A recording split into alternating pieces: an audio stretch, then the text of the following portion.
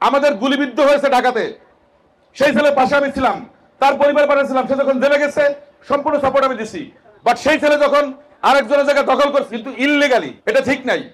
আপনি রাজনৈতিক বিশ্বাসের কারণে আরেকজনের সম্পত্তি দখল করতে পারেন না, ইললিগালি পারেন না। জোর করে দখল করবেন, তার বাড়ি থেকে আগুন লাগাবেন, আর আপনাকে নিয়ে আমি খুব বাহাবাহি করব। আমি কিন্তু তার ফোন ধরি নাই, তাকে ছুড়ে ফেলে দিছি, আমার কিচ্ছু যায় আসে না। আমার কথা হচ্ছে যারা নির্যাতিত নিষ্পেষিত তাদের পাশে আমি থাকবো, প্রয়োজনে তাদের কর্মসংস্থান ব্যবস্থা করব, তাদের জন্য যত সাপোর্ট দরকার আমি দিব, এবং সুযোগ যখন পাবো আরো বেশি দিব। কিন্তু দুর্বৃত্তায়নকে আমি প্রশ্রয় দিব না।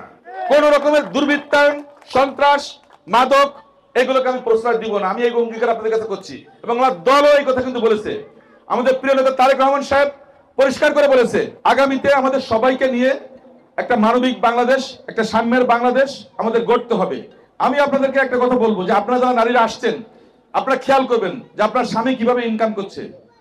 আপনারা যদি এটা খেয়াল করেন সত্যিকার অর্থে তার ইনকামের সোর্সটা কি, তাহলে কিন্তু অনেক দুর্বৃত্তায়ন কিন্তু বন্ধ হয়ে যাবে। পরিবর্তন করার জন্য আমাদের সবাইকে সচেতন হতে হবে, সবাইকে কাজ করতে হবে। যে আমি এসেছি আপনাদের জন্য, আপনাদের পাশে থাকার জন্য, এবং আপনাদেরকে নিয়ে আমাদের এই জনপদটাকে গড়ার জন্য। কারণ আমি এই জনপদেরই মানুষ, আমিও বেড়ে উঠেছি একটা নদীর পাড়ে।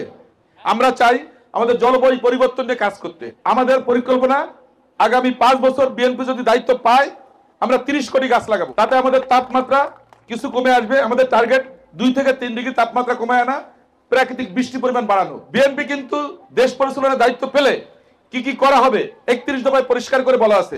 প্রশাসনিক, মানুষের ব্যক্তিগত পর্যায়ে, রাষ্ট্রীয় পর্যায়ে, এবং সর্বোপরি আমাদের যে এনভায়রনমেন্ট, এটা নিয়ে আমাদের পরিকল্পনা আছে। কিন্তু আগামীতে আপনারা বিএনপির সাথে থাকুন, ইনশাল্লাহ বিএনপি আপনাদেরকে নিয়ে এই জনপদটাকে সুন্দরভাবে গড়বে, এবং আপনাদের নিরাপত্তা, আপনাদের শিক্ষা, স্বাস্থ্যসেবা, কর্মসংস্থান, আপনাদের পরিবেশ সবকিছু নিয়ে কাজ করা হবে ইনশাল্লাহ।